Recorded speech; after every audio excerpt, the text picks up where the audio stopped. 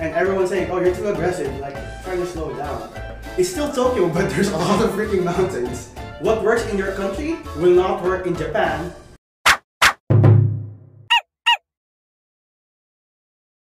Hello again, everyone. Welcome to MisodogTV channel, and today we have another special guest. So, can we hear?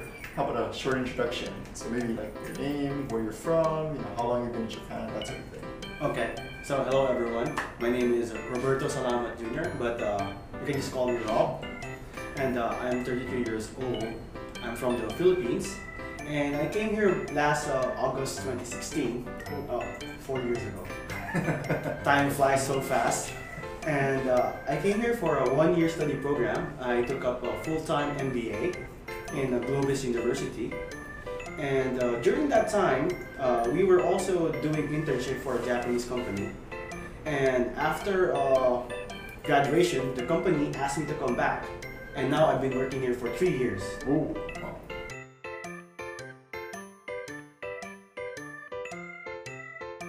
Oh, and then why did you choose Japan, by the way? Why did you decide to come to Japan from the Philippines? Because, of course, from my country, the Philippines, everyone dreams of living in Japan one day. Oh, wow. Because, you know, the pop culture of Japan has a very strong influence in the Philippines. Right.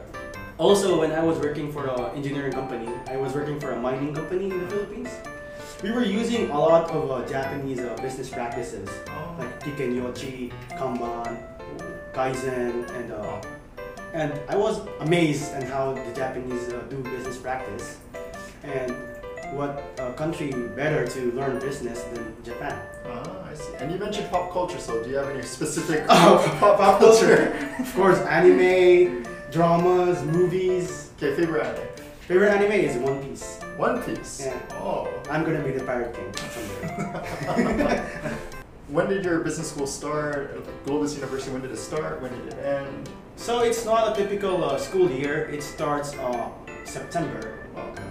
So I arrived here August 2016 just to have a little leeway to adjust myself. It was very hard because it was my first time living outside of my home country. And it's a place where nobody speaks, not really nobody, a lot of people don't speak English. What sort of studies or... So it's the typical business school. It was very international actually. But the school introduced us to a lot of immersion into local culture. Like we went on field trips and we had to do team building outside the school. And there was also a lot of corporate training where we got exposed to local Japanese companies. So I was learning Japanese business practices inside the classroom and also outside the classroom. Oh, I see. Our school offered to have a kokorozashi. Oh, kokorozashi, what's that? Like a life goal, like what do you want to do to achieve in your life. And it was very Japanese, my first time to encounter that word. And we had to show our kokorozashi to our class and our professors. What's your kokorozashi? Life purpose? What did I choose and what did I present? Yeah. So I said I want to lead a company one day that prioritizes green technology so that it will benefit mankind, of course, and the planet. Oh, very nice. Very eco-friendly. Then how did you get the internship? Or how did you apply? So some people were looking into finding a job in Japan. So I was actually lucky that the university, my business school, was helping us with finding internship. Oh, wow. So I did a lot of interviews with different companies, like insurance companies, banks, engineering companies. But this one was the one I got, and I was lucky. So lucky is a very big part of finding a job.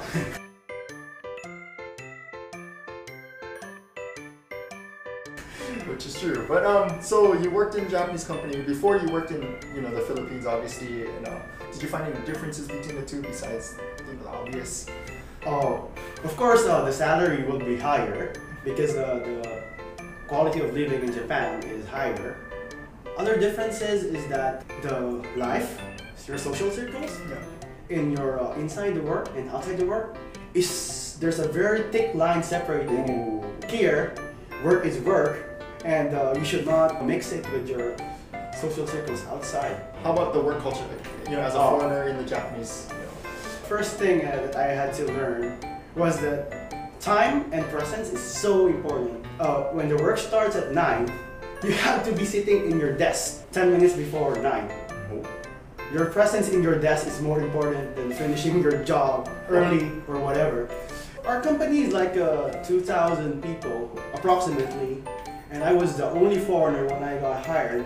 Okay, and did you speak Japanese, or was it all English or all Japanese? Or I speak broken Japanese, and I won't even call myself N6. Oh. It's like really zenzen no karanai, but I did my best to blend in because you don't want to really stand out negatively, you want to stand out positively.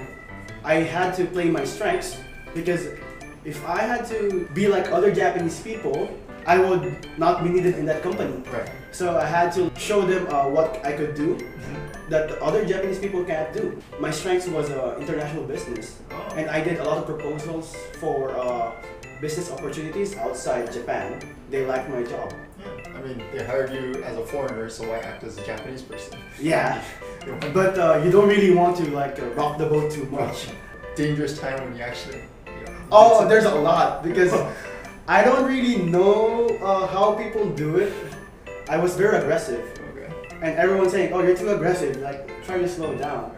But in Japanese culture, you have to check everything with your boss. I wasn't doing that at first. Oh, I see. You really had to like report everything. In Japan, it's not only the result, but rather what you do to get to the result. So reporting everything and getting in feedback and such is very important in Japan. Okay, so what about salary then? Well, for Japanese salary, I worked mid-career. It was kind of okay, but if I'm looking at the entry-level jobs, I think Japan is kind of low compared to other countries, especially Western countries. Because I'm looking also in jobs for US and Canada, and it's not very competitive for entry-level jobs. But for mid-career, it's more or less. Yeah, it depends on how you negotiate your salary. What time do you start work and what time do you end work? I start work at 9, Okay. and technically I should end work at 5:30. Technically. But I sometimes go at 7 or sometimes 8, and including the travel time going back home, you're gonna be home at around 8 to 9.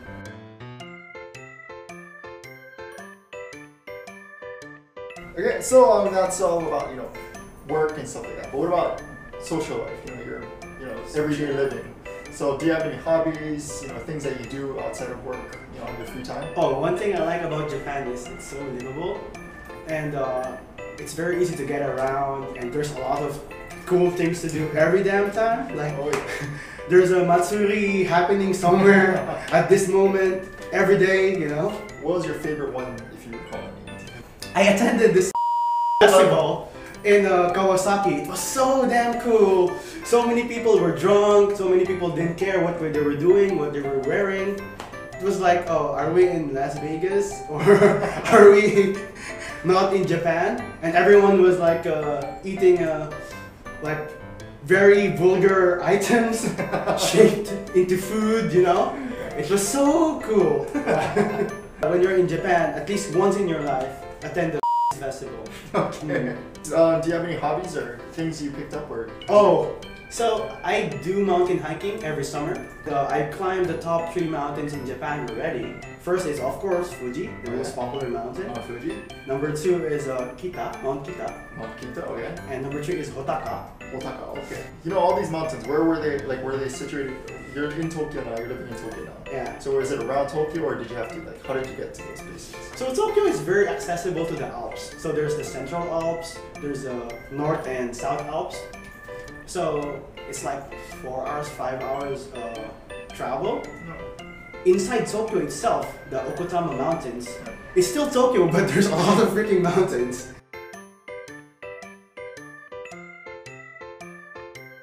So what about living expenses? Inside Japan, it's kind of expensive compared to my expenses back home.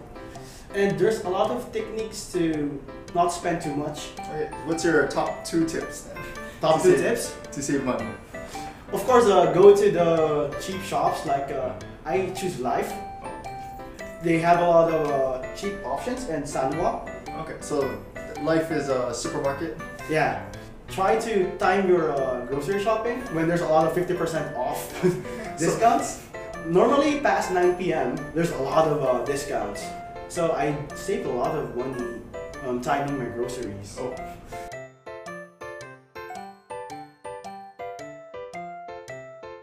Oh, there's so many things I like about Japan. First is safety. There's very low crime rate. Some people go home at night, drunk, out of their minds, and they're not gonna get robbed. It's okay. They can sleep in the street if they want. Don't recommend it though, but you can. I lost some of my stuff. I dropped my Pasmo card, but like 1 week after I got a call from the police station, they found my Pasmo.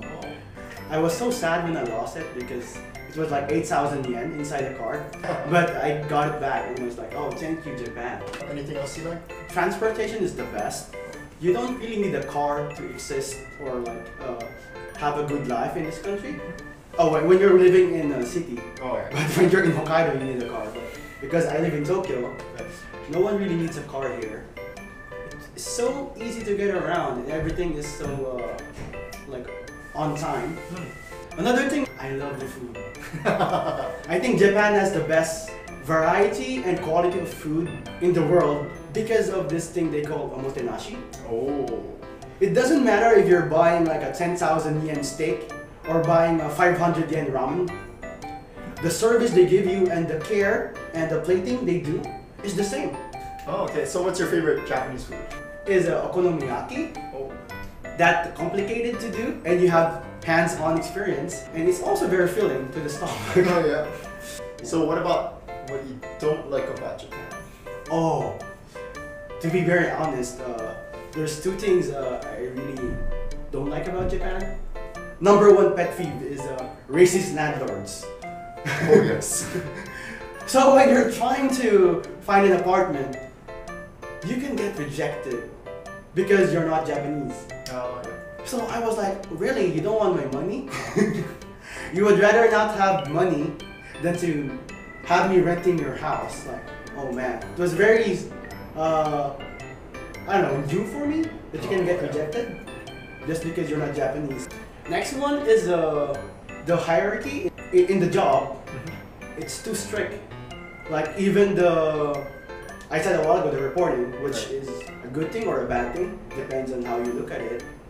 The ideas that flow from the people sometimes gets blocked because the people from the higher ups don't like it or did not think of it.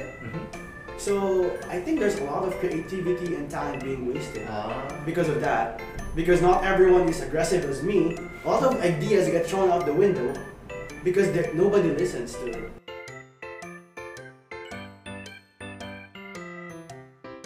Before you come to Japan, I advise everyone to like learn a lot of Japanese because for me, as a person who did not do that, a lot of things that I wanted to do was limited. Also lucky that I had a lot of friends who was helping me out, but you cannot count on your friends to help you out every damn time. Learn all of Japanese and do all the research on what you want to do. What works in your country will not work in Japan if you're just trying to implement whatever you learn from your country. Japan is not a different planet, but it's very different. When you're here, try to respect the culture because they love their nature, they love their culture, and they don't want to bother other people. Me as a foreigner, I hate it when foreigners act like dumb tourists. Please don't be that guy. Did you study any Japanese before you came, or? I actually listened to like e-books in Japanese. So when I was driving, because the traffic is bad in the Philippines, I was learning a lot of Japanese words. So when I came here, I know how to go to the toilet. Toilet wa doko desu ka? The important things. It's so important. And how to survive and buying things in the konbini or in the supermarket. So it's very important to know those basic words. So study Japanese, do your research before coming to Japan about what you want to do and how to do things for lifestyle as well, housing and such, and respect the culture. Don't be an asshole. Exactly. So that's all for today's video. Please, as usual, if you found the video interesting and helpful, please hit the like button below, and also please subscribe to our channel as well for more information and videos such as this in the future. Okay, thank you very much and see you again. Bye bye.